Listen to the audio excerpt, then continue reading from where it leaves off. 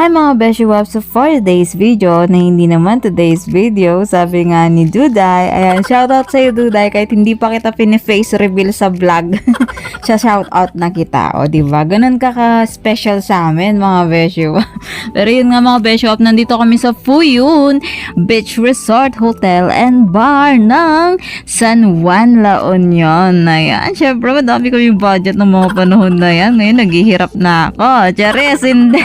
Pero yun nga mga Beshi Wap, nandito kami sa LU kasi gusto namin mag-unwind kasi sobrang stress namin talaga sa buhay-buhay. So nag-decide kami na magpakalayo-layo muna and then mag-relax.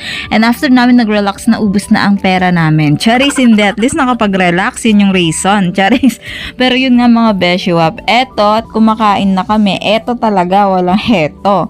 So hindi ko alam. So yun nga mga Beshi Wap, kumakain kami dito which is free breakfast naman siya mga Beshi Wap. So no worries kahit na maliit kayo ng gising, hindi, charis lang hanggang 9 lang yata yung breakfast dyan. So, after nun, wala na. So, kung gusto nyong ma-meet or ma-experience yung free breakfast ninyo, ay agahan nyo ng gising. Hanggang 9 naman yan, mga Beshi Wap. Grabe. After namin nag-almusal, is nandito na kami sa tabi ng beach kasi sobrang excited kami mag-take photos because sunrise na, mga Beshi Wap. So, nag-decide muna kaming magpulot, ewan ko.